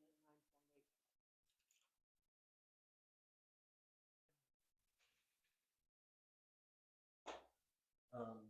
So it sounds like, I mean, this is our option for health insurance. So Yes. we would need to move, I think, That's to my approve the understanding. agreement. Yes. Yeah, you don't want to get out of OSBA or else you're going to have huge increases. You don't want to be on your own. Right. You can go with MEUHP, but that's a whole other animal, so you might as well just stay with OSBA and where you're at. I do think it would be worth waiting until next month to talk percentages. That would be in front of us at once. So the actual insurance needs to be. Yes. Seek a motion for that. I'll make a motion to approve Favor? Zero. Thank you. Now we've got tuition rates to talk through. Yes, I included the worksheet that Desi provides for us, and we had talked about this at another meeting briefly. According to Desi, we are able to charge $12,000, a little over $12,000. However, the sending districts pay that tuition, and in order to take into consideration the sending district's budget, I am recommending that we increase it by $500 from $7,500 to $8,000, and maybe increase incrementally after that. But I don't think it's appropriate to make a total jump to the $12,000 when we have to keep in mind other people's budgets.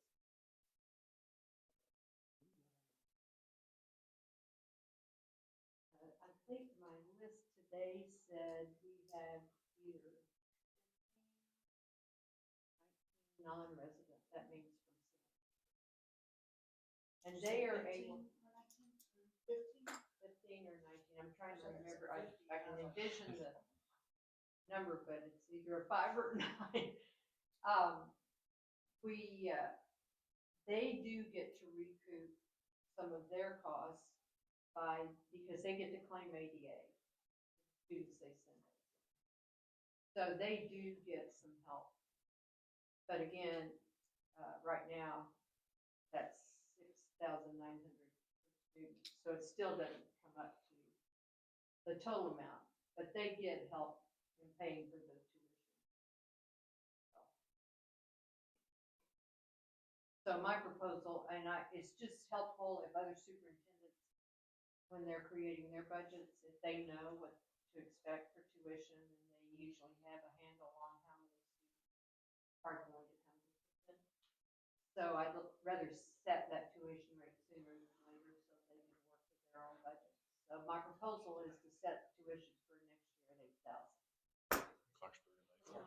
I can think of 12 off the top of my head. Well, I couldn't figure out, like, how do we have 15 or 19 kids people are paying for it? I didn't think Clarksburg would. Sorry. Well, there was the December payments that came through on the bills. I guess we could have divided that out for both of them, but I didn't. I think I've got it written down in my office. I can go get it later. We have 11 students.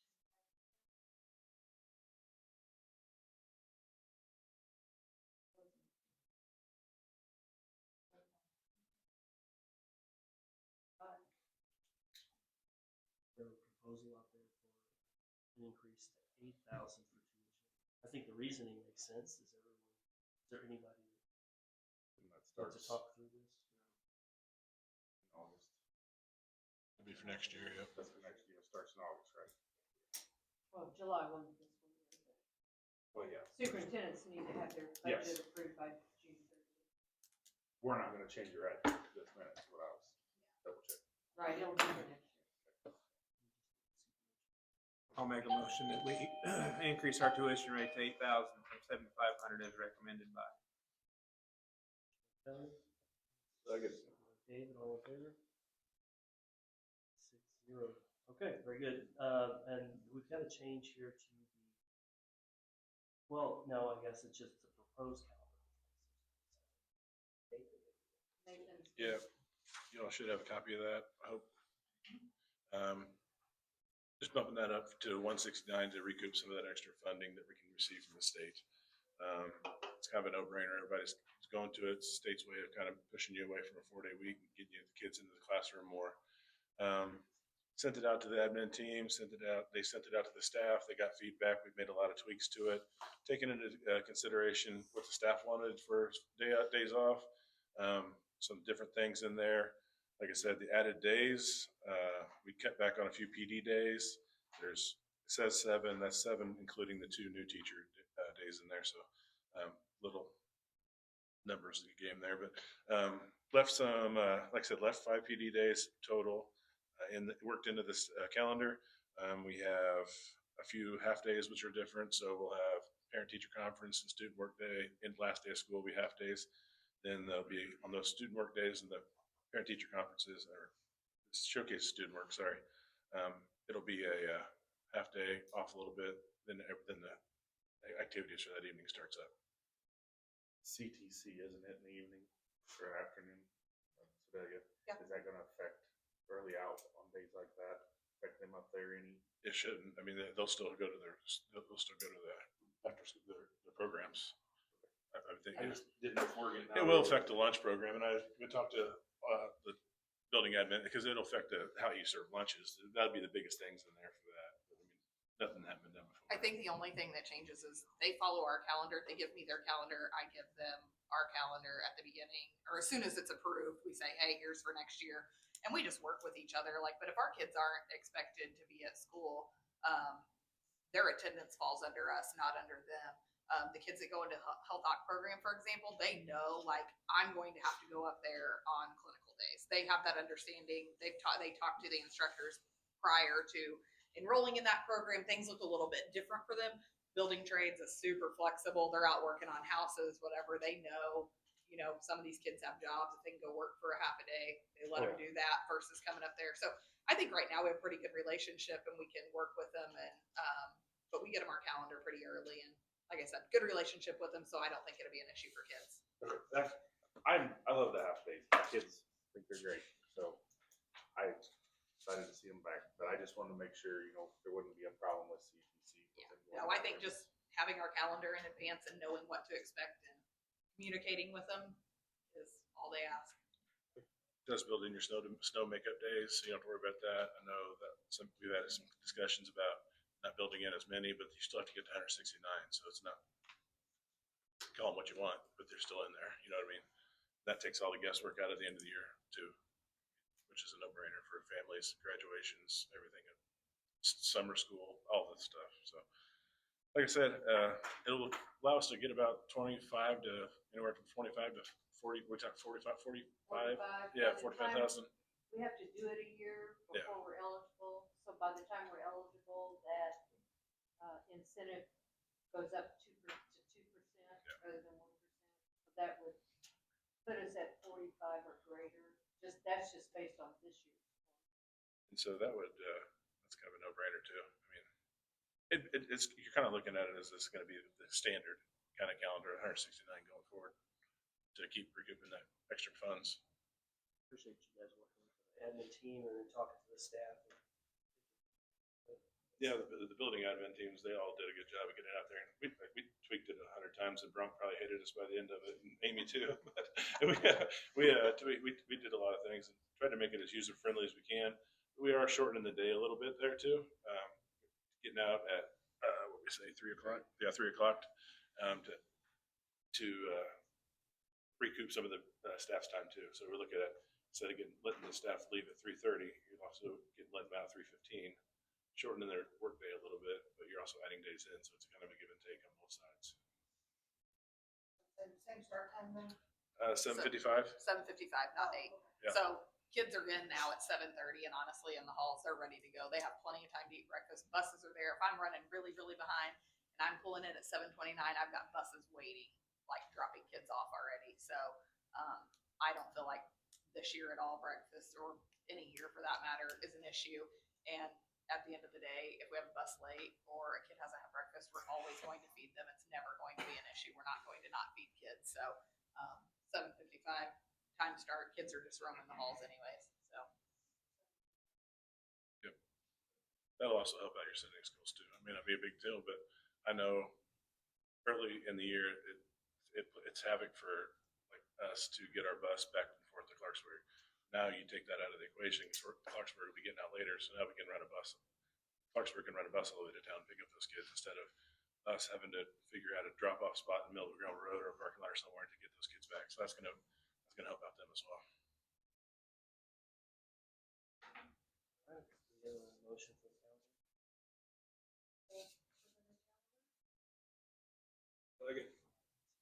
David, all in favor? 7-0. Did state fair school fair schedule like a week later? Yes. Okay. Yeah, we have to, what's that? What is it? 2 I weeks know we before did. Memorial or Labor Day? Yeah. Yeah. I knew we always have to start after state fair's over, so that's what I kind of figured, but I thought I'd ask. So our next topic is junior high cheerleading. So we've got a program discussion.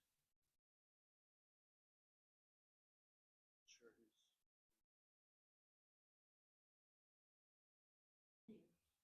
It was something that was brought to me as just a potential discussion point of adding junior high cheer, because we have a community member, Aaron Burnett, who started 3rd through 6th grade cheer to go and coincide with Tipton youth football. So talked it over with Regina a little bit, and we have a gap in cheerleading, which is junior high cheerleading, which would be 7th and 8th grade. To keep costs low, looking at only doing home games for football, and maybe transferring that into some home like junior high basketball games, whatnot, to fill school spirit. The thought along this process is, I guess there was 20 some volleyball players last year, and that's a lot in junior high. Maybe some of them would do cheer instead if they had another outlet. It doesn't do anything too expensive, and it gives a lot of other kids that might not do something. They were used to doing it for youth football, and then there's a couple years that they can't do anything. Maybe they really liked it. I know I have a couple of neighbor kids that basically didn't have anything to do, and now they're cheerleading in high school, and they would have done that if they'd had the opportunity. And the good thing about cheerleading is it's both male and female allowable, so don't run into any problems with adding a sport for one gender versus the other or anything like that. So just kind of, there is some costs in that breakout there, mainly uniforms. A lot of cheerleading costs, actually, they purchased some of their own stuff as we got into with the high school team. Yes, and then we'd have to look at that as well. And I think that's why it would make sense just to get people thinking about it. Well, I think we would want to see if there's an interest and then look at the financial impact. But I think Dr. Wolf made a note about this is another thing that we need to wait until March to say yes on expenditures, because it would be something new. And I mean, it would be good to understand. I don't know if that's. Staff meeting. Yeah, 4 years ago, I sent out a student survey for all kids, high school and middle school. And we surveyed what sports that they're interested in joining, because you also have, say, campus softball, baseball in our school.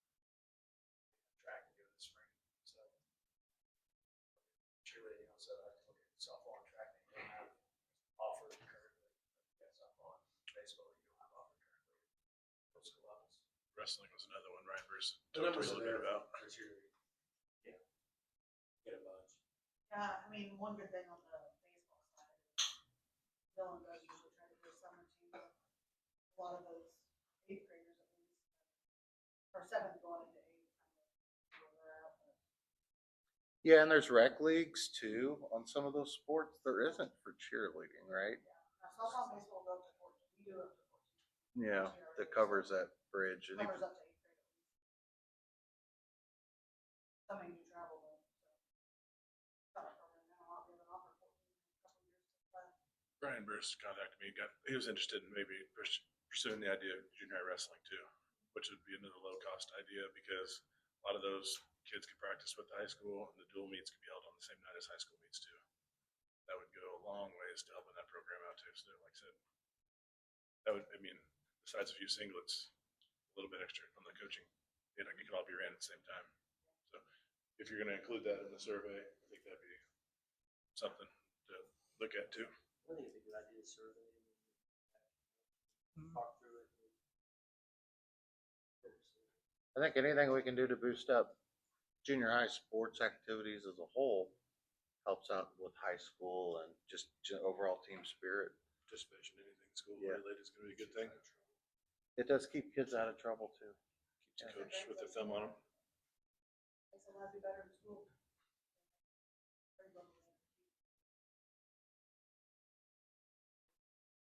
I think we have one. So the next one is just a move, that way we don't have to come back and talk about it later. Of moving, we have our board meeting on Wednesday in March, just to that Monday. I don't believe we have anything.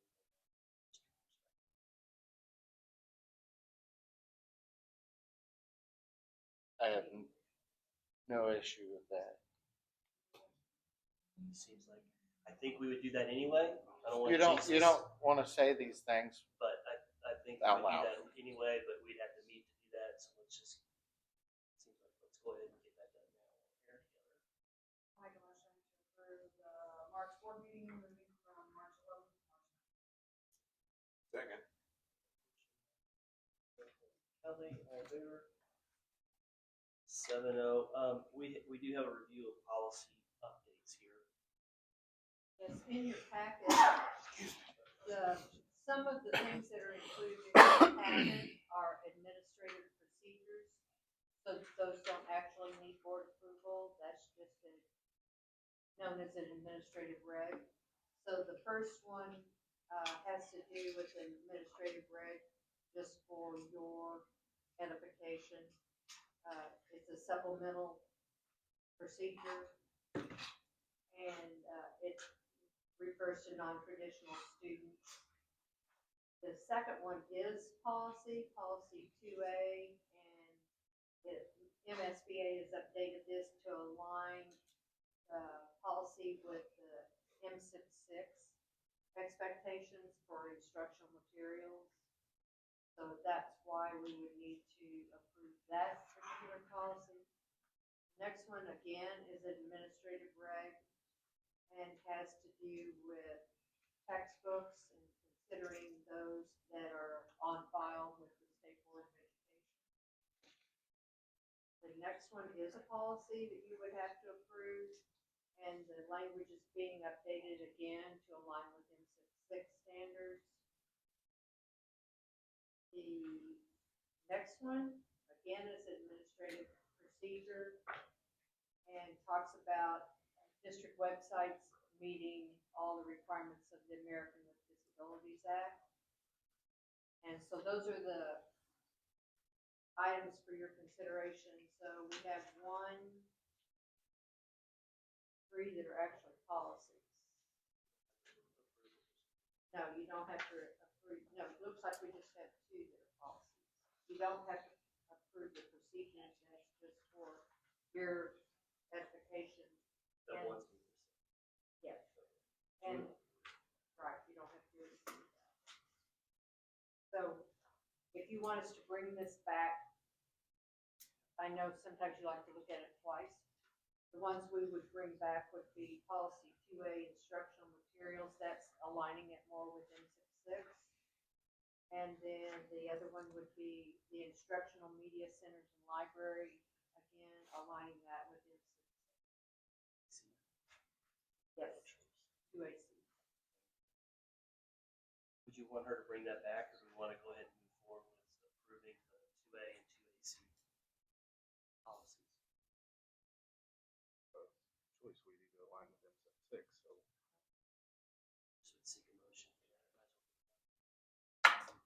One for Greg. Gary, all in favor? 7. I make a motion to move us to executive session following 610.021 for 3 and 13. To include Mr. Culpepper. Oh, no, that's Wait. all right. Stay with us, dude. Nathan, okay. Include Nathan Beston. All right, got a motion by Derek, second by David.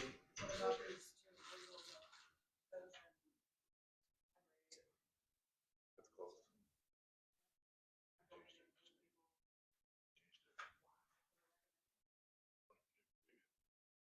Oh. And then you to include Oh. Mr. Carl.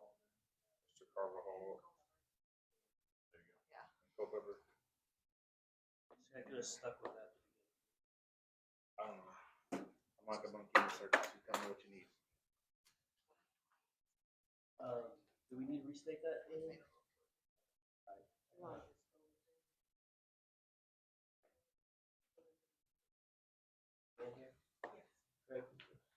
Yes. Yes. Greg? Yes. Yes. Thank you all.